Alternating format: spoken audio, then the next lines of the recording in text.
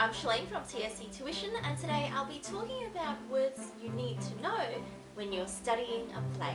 If you're studying a play for the first time, whether that is a contemporary play or a Shakespeare play, there are some words that you need to know before you get started. The reason why we want to use really accurate vocabulary when we're talking about a play is because you are studying a play and not a novel, which you may be more used to. And when you're writing an essay, your teacher or your examiner is going to look for signs that you really know what you're talking about and that you are accurately using what we call metalanguage to discuss or analyze your text. So the first word that lots of students find difficult to wrap their heads around is, instead of an author or a novelist, we want to refer to the person who writes the play as a playwright. Make sure you get this right, because we can't really refer to authors of plays. We really want to be using their correct term, which is a playwright. Now make sure you spell this word correctly as well, because it doesn't look like the way that you would expect it. The next term that you really want to be familiar with is stage direction. Now, when you look at your play, you will see a couple of different things on most pages. You will see the person who is supposed to be speaking on stage, and usually that is referred to by the character's name. So for example, if we're looking at Romeo and Juliet, we will see that Romeo has lines. We will also see the speech that is said by the characters. So those are your two main things that you'll be looking at. Who says what? However, you will also notice that somewhere, not as frequently, but quite often, you will see words or directions for what is supposed to be happening on stage. So for example, characters might be entering the stage, or they might be exiting the stage. You might also see directions for how characters are supposed to be saying these lines. So characters might be surprised when they say a line, or they might have a pause, a thoughtful pause in the middle of a line before they continue on.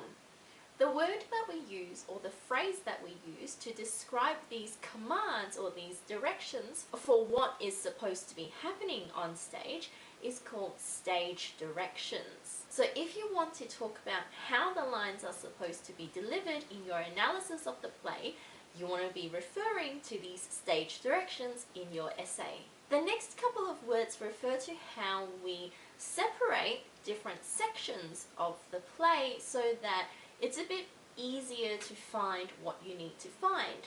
The first word is acts. Most plays that students study at a high school level will have multiple acts. I can't recall off the top of my head when the last time a one-act play was on the VCE text list. It's been a while, so you can be pretty secure in assuming that your play will have multiple acts. There's no real definition of what an act is and isn't, but a good general definition is that an act is a dramatic arc of events. So it might be that Act 1 is your setting up arc, where the playwright is setting up the characters, they're setting up maybe the tension that is going to come, they're setting up maybe some of the major themes and dilemmas that the characters are going to go through. Act 2 might be where the tension builds and things get really complicated and events are just happening all the time. In a final act, that might be where the tension gets resolved. Now, the good thing is that unless you're a playwright, you don't have to worry about how to divide up your play into acts. But the most important thing for students of English or English as an additional language or literature is that you are able to differentiate and recognize where different things happen in the different acts, and that you call it an act. The second word that is closely related to acts is scenes. One act will usually have multiple scenes within it. Now, what separates one scene from another will usually be a change of setting. So one scene might be inside a house in the living room and characters are having a conversation. The next scene may be that we are now outside in the garden where other characters are having another conversation. Usually scenes are always different in setting. So inside the one act, you may have multiple changes of going inside, outside, or maybe between different characters' homes or different rooms in the same house even. But what is really important is that when you are referring to these events or these conversations that may be happening in these scenes, that you refer to them appropriately and accurately. You want to say things like in Act 1, Scene 1, or during the climax in Act 3, Scene 2, in order to show your teacher or your examiner that you are very familiar with everything that is happening inside the play and that you are able to accurately describe where it is in the play. The third word that is closely related to acts and scenes is lines. The things that a character says are called lines. So we could describe them as sentences, but really accurately speaking, we should be using the word lines. Now, in some cases, such as when you're studying Shakespeare, you will have numbers after the lines, simply because there are so many lines in every scene.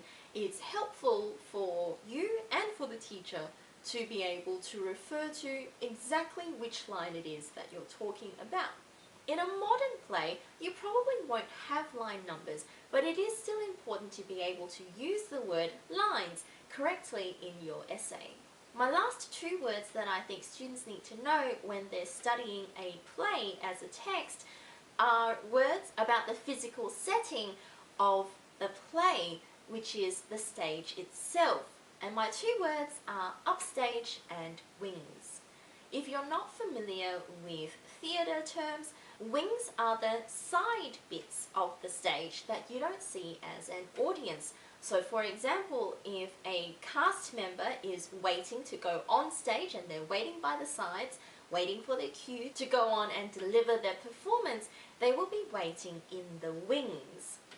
Upstage refers to the back of the stage, so I'm assuming that you are studying a play in which it is a traditional stage presentation where you have the audience, you have the stage, and then you have the back of the stage, rather than, say, theatre in the round where the performance takes place in the middle of the audience and there's audience all around. So assuming that this is your stage layout, upstage refers to the back end of the stage, furthest away from the audience. Now these words are important for you to know because sometimes there will be stage directions that refer to these locations, or you may want to do some analysis of the different placements of objects or props or even characters themselves in your analysis of this play. So I hope that was helpful. As always, like and subscribe to all of our social media channels so that you get our latest tips and tricks to achieving your best in your English subject. And if you'd like to get some one-to-one tutoring, whether online or face-to-face, please contact us and we can send someone to you. Thanks for watching.